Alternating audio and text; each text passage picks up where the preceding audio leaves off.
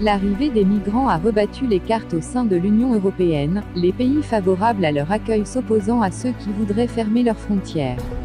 Refaisons un tour, on décrypte en ce qui se passe réellement sur cette crise migratoire, dont l'Europe fait face.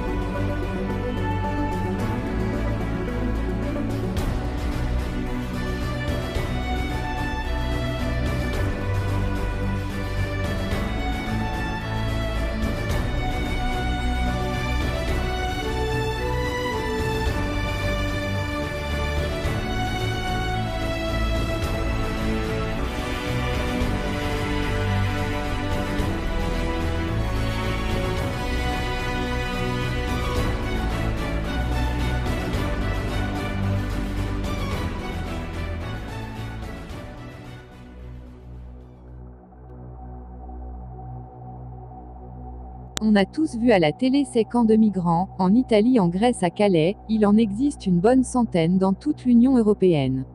Jamais l'Europe n'a rencontré une aussi forte croissance d'immigration provenant d'un autre continent, c'est bien pour ça que nous allons essayer de comprendre ce phénomène.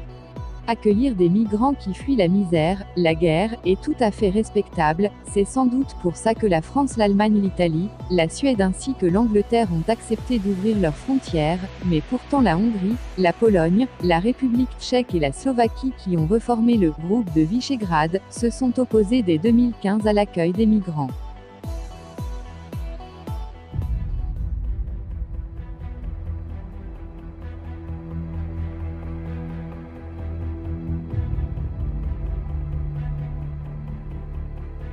En y regardant de plus près, l'immigration qui arrive par bateau, à pied ou même dans les camps, ne présente ni femmes ni enfants, on peut faire le constat de la présence masculine d'une moyenne d'âge entre 20 et 30 ans, et c'est là que le sentiment que ces personnes fuient la guerre, les persécutions s'arrête ici.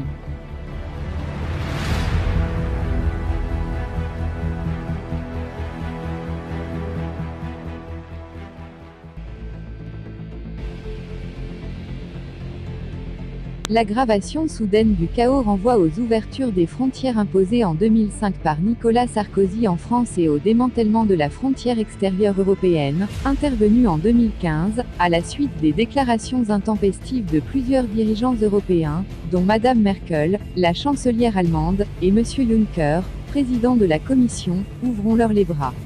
Le flux migratoire sans précédent historique ne cesse de s'amplifier, après 1 million d'entrées en 2015, sans doute le même nombre en 2016 alors que plusieurs millions de personnes se pressant aux portes de l'Europe.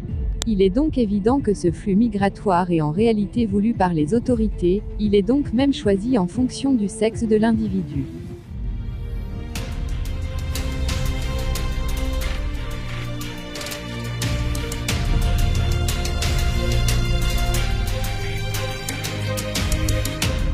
Le cinéma et la musique jouent un rôle majeur dans la capacité de changer notre esprit. L'entrée de l'immigré dans le cinéma français depuis les années 70 ne laisse pas anodin.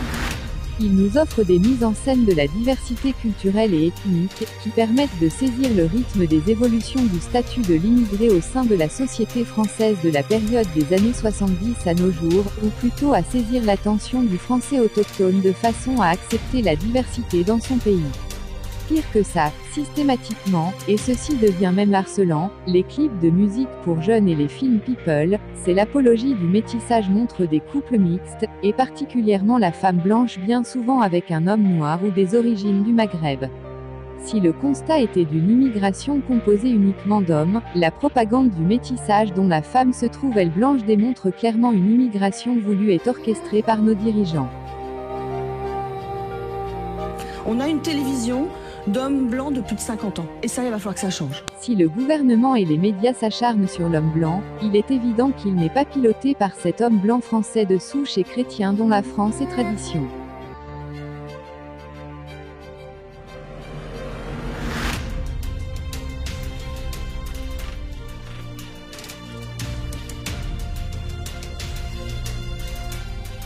Les Juifs de France sont plus que jamais les Français à l'avant-garde de la République et de nos valeurs. Ils pensaient tous qu'en gagnant les élections, on gagne la télé en prime. Maintenant, tout a changé. C'est la télé, entre parenthèses, qui cirait les pompes du politique. Maintenant, c'est plus la même chose. C'est les politiques qui courtisent la télé. C'est plus la même chose. Et le pouvoir, il est où le pouvoir? Il est à TF1, il est sur le service public.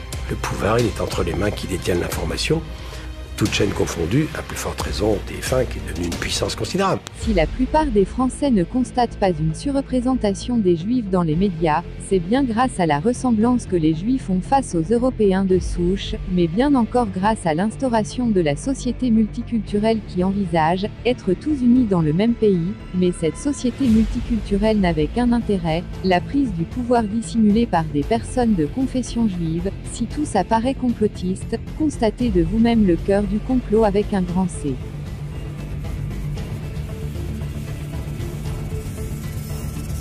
צריך מישהו שיעשה סדר בעולם. הם רואים שלא יצא ממנו כלום. אז מי יעשה את זה? האדם הזה שכתוב שהוא יהיה גדול בחוכמה יותר משלמה, ובארץ ישראל כבר לא יהיה דמוקרטיה. תהיה מלוכה, יהיה פה מלך. זה אדם שהתנ"ך מעיד עליו שהוא יהיה מתוקן במידות. אדם שיהיה ענק בכל התורה, בקיא בכל החוכמות והמדעים, משכמו ומעלה. כשהוא יתחיל לדבר, כל העולם ישמע את דבריו, ויאמרו, זה האדם שראוי לעשות סדר בעולם אחרי גוג ומגוג, שנפסיק להרוג אחד את השני. הצרפתים שומעים את דבריו, ואומרים, תשמע, המלך היהודי הזה חכם מאוד. אני מעדיף שהוא יהיה המלך שלי. מהפכה בצרפת, ממנים אותו למלך צרפת. האנגלי אומר, אני לא רוצה את ראש הממשלה שלי. אני רוצה אותו, את המלך היהודי. מהפכה שלטונית, המלך היהודי נהיה מלך אנגליה. כך בארצות הברית, כך בגרמניה, בכל העולם. מלך יהודי שולט על כל העולם. יש מלך אחד על כל כדור הארץ. יש סיבה שאלה יהרגו את אלה. אז תהיה אחוות עמים אמיתית. כי יש מלך אחד על כל העולם. לפי דעתי זה שרואים היום באירופה, שנפלו המחיצות, מטבע אחד לכל אירופה. דרכון אחד אתה חוצה את כל אירופה.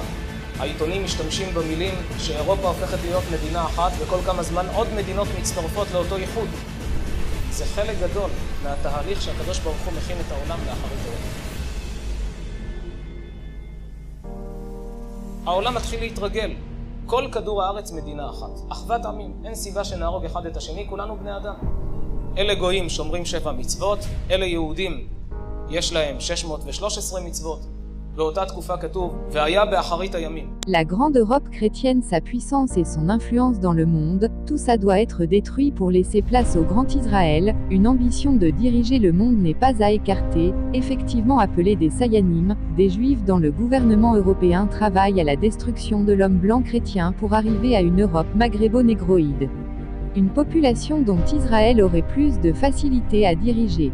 Aujourd'hui, Israël, ce pays inventé en 1947, est devenu une pieuvre qui a envoyé ses tentacules un peu partout dans le monde pour avoir un contrôle total sur des nations désormais menottées.